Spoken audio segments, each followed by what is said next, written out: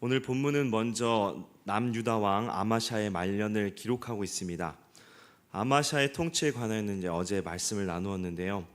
아마샤는 자신의 교만함 때문에 이스라엘의 왕 요아스와의 전투에서 패하며 포로로 끌려갔습니다. 그리고 그 이후의 내용이 17절부터 20절까지 기록되어 있습니다.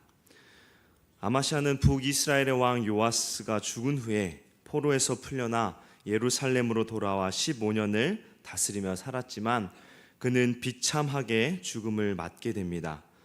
19절 말씀을 보시면 예루살렘에서 무리가 그를 반역한 고로 그가 라기스로 도망하였더니 반역한 무리가 사람을 라기스로 따라 보내 그를 거기서 죽이게 하고 라고 말씀합니다. 아마샤는 그의 부하들의 반역으로 죽게 되었는데 그 이유에 관하여 역대기에서는 이렇게 말씀합니다. 역대하 25장 27절에 아마샤가 돌아와서 여호와를 버린 후로부터 예루살렘에서 무리가 그를 반역하였으므로 그가 라기스로 도망하였더니 반역한 무리가 사람을 라기스로 따라 보내어 그를 거기서 죽이게 하고, 성경은 아마샤가 반역으로 죽게 된 것을 여호와를 버린 일과 연관짓고 있습니다. 이러한 모습은 자기 아버지 요아스가 하나님의 은혜와 제사장 여호야다의 도움을 망각하여 우상 숭배에 빠지고 또 스가랴 선지자를 죽임으로써 그 자신이 신하들의 배신을 당해 피살된 것과 너무나 비슷하다고 볼 수 있습니다. 아마샤는 처음에 여호와 보시기에 정직했지만 그는 에돔 정벌 이후 교만해졌고 또 에돔의 우상을 가져다가 자기의 신으로 세우고 숭배하였으며 자신의 잘못을 책망하는 선지자를 멸시하였습니다. 즉 그 역시 아버지 요아스와 동일하게 하나님을 배반하는 길을 걸은 것입니다. 이제 하나님께서는 그들이 하나님을 배반한 것처럼 그들 또한 신하와 백성들에게 배반을 당하여 죽게 하신 것입니다. 성경은 아마샤의 죽음을 정치적인 관점이 아니라 죄를 심판하시는 하나님, 공의의 하나님을 보도록 합니다. 아마샤의 죄는 교만입니다. 교만에서 시작된 일은 그것이 아무리 훌륭해 보일지라도 결국 실패하고 맙니다. 왜냐하면 하나님께서 교만을 가장 싫어하시며 교만하게 행하는 자에게 그 대가를 엄중히 갚으시기 때문입니다. 아마샤의 심판을 보고 우리는 교만의 죄에서 멀어지도록 노력해야 할 것입니다. 겸손의 말씀으로 무장하며 또 하나님께서 기뻐하시는 온유와 겸손한 삶을 살도록 우리는 노력해야 할 것입니다. 23절부터 29절까지 북이스라엘의 왕에 관하여 말씀합니다. 23절입니다. 유다의 왕 요아스의 아들 아마샤 제15년에 이스라엘의 왕 요아스의 아들 여로보암이 사마리아에서 왕이 되어 41년간 다스렸으며, 북이스라엘 왕 여로보암 2세에 관하여 소개하고 있습니다. 그는 북이스라엘 왕국의 역사에 있어서 가장 오랜 기간 통치를 했습니다. 23절에 보면 41년이라고 말씀합니다. 여로보암 왕은 이렇게 긴 통치를 하며 영토 확장을 이룩하고 북이스라엘의 전성기를 누렸습니다. 세상으로 보면 그는 성공한 왕이었습니다. 솔로몬 이후 최대의 번영을 이룩한 왕입니다. 영토의 확장에 관하여 25절을 보면 하맛 어귀에서부터 아라바 바다까지 회복됐다고 말씀하는데, 이는 다윗과 솔로몬 시대에 차지하였던 지역의 대부분을 회복한 수준이었습니다. 영토의 확장을 통하여 여로보암 왕은 동시에 경제적으로도 큰 부를 누릴 수 있었습니다. 요단 동편을 정복하여 무역로를 장악함으로 경제적인 이득을 많이 취하였음을 우리는 이제 아모스서를 보면 알 수 있는데요. 또 여로보암 왕은 여름궁과 겨울궁 또 상하궁을 가지고 있다고 성경은 말씀합니다. 정치적, 경제적으로 세상 사람들이 보기에 너무나 성공한 왕입니다. 이러한 여로보암을 세상은 어떻게 볼까요? 그의 정치와 경제 능력에 대해서 아주 관심 있게 볼 것입니다. 그가 어떻게 성공을 이룩했는지, 어떻게 강대국들의 틈에서 나라의 영토를 확장하였는지, 그가 어떤 사람이며 그의 인간관계는 어떠했고 또 그의 지식과 능력이 얼마나 탁월한지 살피고 그를 높이 평가하며 주변의 나라들은 그를 본받고자 노력할지도 모릅니다. 그런데 세속적인 성공을 누린 그를 성경은 단 7절, 7절로만 기술합니다. 그 이유는 무엇일까요? 우리는 성경을 통하여 세상 역사에서 바라보는 세속적 관점이 아니라 구속사적 관점, 즉 하나님의 관점으로 역사를 바라보아야 합니다. 세상은 여로보암 시대에 북이스라엘이 부유하게 된 것은 그의 정치 또 그의 능력으로 이룩했다 말할 것입니다. 세상은 분명히 그렇게 말할 것입니다. 그러나 성경은 그렇게 말씀하지 않습니다. 그에 대한 평가가 24절에 기록되어 있는데요. 우리 함께 24절 말씀 읽겠습니다. 24절입니다. 여호와 보시기에 악을 행하여 이스라엘에게 범죄하게 한 느밧의 아들 여로보암의 모든 죄에서 떠나지 아니하였더라.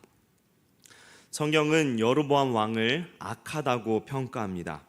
그는 느밧의 아들 여로보암의 모든 죄에서 떠나지 않았다고 말씀합니다. 그 죄는 무엇인가요? 송아지 형상의 우상을 만들어 세우고 그것을 여호와라고 칭했고, 또 예루살렘 성전 외에 베델과 단에 단을 세우며 예배하게 하였습니다. 또 레위인이 아닌 평민을 제사장으로 세웠으며 하나님께서 정하신 절기를 임의로 바꾼 이러한 죄를 여로보암 2세도 여전히 짓고 있었습니다. 여로보암을 통하여 나라는 풍요와 번영을 누렸지만 이스라엘 백성들은 오히려 하나님이 아닌 세상으로 나아가 우상 숭배와 각종 죄에 빠져 살게 된 것입니다. 그렇다면 하나님께서는 왜 이 악한 여로보암에게 세상이 놀랄 만한 성공을 주신 것일까요?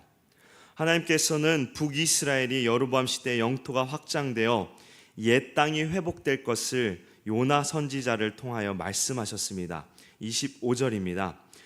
이스라엘의 하나님 여호와께서 그의 종 가드헤벨 아미떼의 아들 선지자 요나를 통하여 하신 말씀과 같이 여로보암이 이스라엘 영토를 회복하되 하맛 어귀에서부터 아라바 바다까지 하였으니, 왜 하나님께서 영토 확장을 여로보암을 통하여 이루고자 하셨는가? 26절, 27절에 그 이유를 말씀합니다. 우리 함께 26절, 27절 우리 두 절 말씀 함께 읽겠습니다. 이는 여호와께서 이스라엘의 고난이 심하여 매인 자도 없고 노인 자도 없고 이스라엘을 도울 자도 없음을 보셨고, 여호와께서 또 이스라엘의 이름을 천하에서 없이 하겠다고도 아니하셨으므로 요아스의 아들 여로보암의 손으로 구원하심이었더라. 아멘. 성경은 여로보암이 가진 탁월한 능력으로 말미암아 나라의 영토가 예전같이 회복되며 경제적으로 부를 누렸다고 말씀하지 않습니다. 오히려 하나님께서 허락하셨다고 말씀하는데요. 왜인가요? 하나님께서 여로보암 2세의 악행에도 불구하고 그들이 당하는 고난을 보시고 구원의 은혜를 베풀어 주신 것입니다. 북이스라엘이 고난을 당한 이유가 무엇일까요? 그들의 죄 때문이지 않습니까? 하나님의 은혜에도 불구하고 하나님을 배반하고 우상을 숭배하는 등 악을 저질렀습니다. 그래서 하나님께서도 그들에게 은혜를 거두시고 이방 나라를 통하여 징계를 베푸셨습니다. 즉 그들이 스스로 자초한 것이죠. 이러한 상황에서 하나님을 원망하겠습니까? 아니면 주변의 나라들을 의지하겠습니까? 고난이 심하여 매인 자도 없고 노인 자도 없고 이스라엘을 도울 자도 없는 이 이스라엘을 하나님께서 불쌍히 여기셨습니다. 그래서 하나님께서는 은총을 베푸신 것입니다. 그것도 참으시는 하나님께서 회개의 기회를 주시기 위하여 은총과 긍휼을 베푸셨다고 말씀합니다. 북이스라엘의 죄가 넘쳐났지만 하나님께서는 27절에 이스라엘의 이름을 천하에서 없이 하겠다고 아니하셨다는 그 말씀, 즉 이스라엘의 조상에게 주신 언약과 그것을 지키시는 신실하심 때문에 그들에게 긍휼을 베푸신 것입니다. 내 하나님 여호와는 자비하신 하나님이시라. 그가 너를 버리지 아니하시며 너를 멸하지 아니하시며 내 조상들에게 맹세하신 언약을 이행하지 아니하시는 분이 아니하시리라. 하나님께서는 자기의 백성들이 회개하며 돌아오기를 기다리시며 구원의 은혜를 베풀어 주신 것입니다. 이 놀라운 은혜가 우리에게도 임했습니다. 이 죄악된 세상에 하나님은 자신의 백성을 구원하시고자 이 땅에 독생자 예수 그리스도를 보내셨습니다.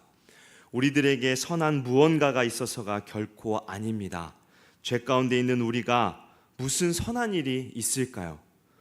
오히려 하루하루 살아갈수록 죄만 늘어날 뿐입니다. 그럼에도 하나님께서는 우리에게 그의 아들 독생자 예수 그리스도로 구원을 얻도록 은총을 베푸신 것입니다. 이것은 하나님의 사랑으로 인한 것입니다. 죄 가운데 있는 우리를 사랑하셔서 우리가 회개하며 구원의 은혜, 놀라운 축복을 얻도록 하시기 위하여 우리에게 사랑과 은혜를 베푸신 것입니다. 우리는 그 은혜를 잊지 않아야 합니다. 우리가 고난당하는 것을 보시고 하나님은 우리에게 구원의 은혜를 베푸셨음을 우리는 기억하고 하나님께 충성하며 하나님 보시기에 정직하고 의로운 삶을 또 믿음의 자세를 굳게 지켜야 합니다. 말씀을 정리하겠습니다. 세상의 주관자는 누구이신가요? 역사를 보면 인간들이 그 일들을 이루는 것 같지만 사실 이루시는 이는 하나님이십니다. 여로보암 2세가 북이스라엘 왕국의 번성을 가져온 것처럼 보일지라도 실제로는 하나님께서 이스라엘 백성들의 겪는 고통을 인하여 베푸신 결과였습니다. 이처럼 세상의 역사 속에서 하나님은 하나님의 백성들의 구원을 위하여 개입하시고 일하십니다. 언약을 지키시는 신실하신 하나님, 구원의 하나님을 더욱 굳게 믿으며 세상이 아니라 하나님 보시기에 정직하고 의로운 삶을 살아감으로 칭찬받는 복된 성도 되기를 주님의 이름으로 축복합니다. 함께 기도하겠습니다.